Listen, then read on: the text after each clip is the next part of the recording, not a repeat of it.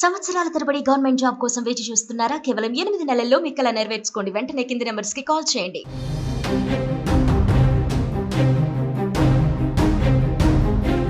తినేందుకు తిండి లేదు, కానీ యుద్ధం కావాలట. దాయాది పాకిస్తాన్ తీరు చూస్తే ఇలాగే అనిపిస్తుంది.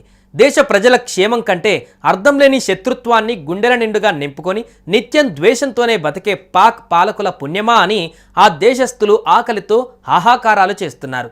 అయినా యుద్ధానికి సిద్ధమంటూ సంకేతాలు పంపిస్తున్నారు.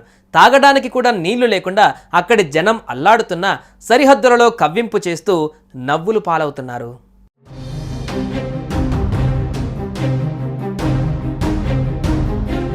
పాలకుల పగ పాకిస్తాన్కు శాపంగా మారింది.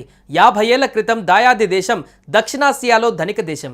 స్వాతంత్రం వచ్చిన తర్వాత ఆ దేశం మంచి ఆర్థిక వృద్ధిని ప్రదర్శించింది. ముఖ్యంగా 1960-70 మధ్యకాలంలో వృద్ధి రేటు బాగుండేది. బలమైన ఆర్థిక నిర్వహణ, భారీగా విదేశీ సాయం, వ్యవసాయం, పారిశ్రామిక వృద్ధి మీద ఫోకస్ చేయడంతో బలమైన ఆర్థిక వ్యవస్థగా ఉండేది. అలాంటి దేశం తరచూ భారత్ మీద పగను పెంచుకొని దుష్ట పన్నాగాలు వేస్తూ తరచూ దెబ్బలు తింది. దీనికి తోడు సీమాంతర ఉగ్రవాదాన్ని అందిపుచ్చుకొని వారికి అండగా నిలుస్తూ భారత్ను దెబ్బతీయాలన్న కుయుక్తులు చివరకు ఆ దేశానికే శాపంగా మారాయి. చివరకు పాకిస్తాన్ పరిస్థితి ఎలా మారిందంటే కుంటుతూ గుడ్డుతూ అన్నట్లుగా తయారైంది.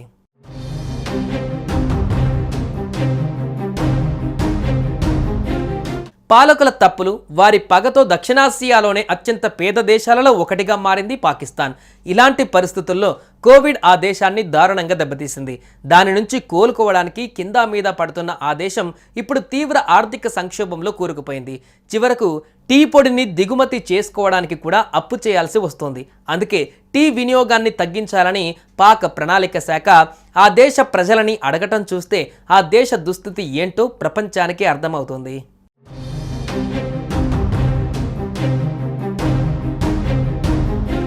ప్రపంచ బ్యాంకు నివేదిక ప్రకారం పాకిస్తాన్లో 1 కోటి మందికి పైగా ప్రజలు ఆకలితో అలమటించే పరిస్థితులలో ఉన్నారు. ప్రస్తుత ఆర్థిక సంవత్సరంలో పాక్ తీవ్ర ఆహార కొరతను ఎదుర్కొనే అవకాశం ఉందని ప్రపంచ బ్యాంకు నివేదిక హెచ్చరించింది. అలాగే పేదరికం కూడా మరింత పెరిగే ప్రమాదం ఉందని పేర్కొంది. ఇక పాక్లో పంటల ఉత్పత్తిపైన ప్రతికూల ప్రభావం చూపే వాతావరణ పరిస్థితుల కారణంగా బియ్యం, మొక్కజొన్న వంటి ప్రధాన పంటల దిగుబడి భారీగా తగ్గే ప్రమాదం ఉందని ప్రపంచ బ్యాంకు పేర్కొంది. దీని ఫలితంగా గ్రామీణ ప్రాంతాలలో నివసిస్తున్న 1 కోటి మందికి పైగా ప్రజలు తీవ్ర ఆహార సంక్షోభానికి గురై ఆకలితో అలమటించే అవకాశం ఉందని హెచ్చరించింది. జనాభా వృద్ధి రేటు సుమారు 2% ఉండడంతో ప్రస్తుత ఆర్థిక సంవత్సరంలో సుమారు 19 లక్షల మంది ప్రజలు తీవ్ర పేదరికంలోకి జారిపోవచ్చని నివేదిక పేర్కొంది. మహిళలు, యువత కార్మిక విభాగంలో చాలా తక్కువ స్థాయిలో పాల్గొంటున్నారని కూడా నివేదిక వెలుగులోకి తెచ్చింది.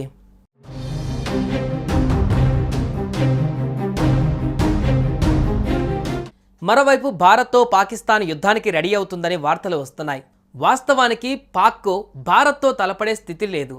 ఆయుధాల దగ్గర నుంచి సైన్యం, క్షిపణిల వరకు అన్నిట్లోనూ పాకిస్తాన్ కంటే భారత్ మెరుగైన స్థితిలోనే ఉంది.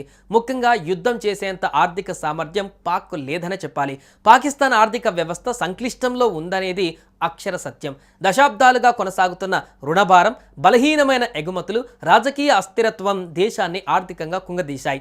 ఒకప్పుడు ఆశాజనకంగా కనిపించిన పాకిస్తాన్ నేడు తీవ్రమైన ద్రవ్యోల్బణం, నిరుద్యోగం, క్షీణిస్తున్న విదేశీ మారక నిల్వల మధ్య కొట్టుమిట్టాడుతుంది.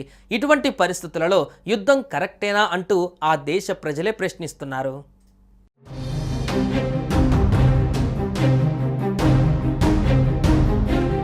సుమన్ టీవీలో మీ పర్సనల్ అండ్ బిజినెస్ ప్రమోషన్స్ కోసం కింది నెంబర్కి కాంటాక్ట్ చేయండి.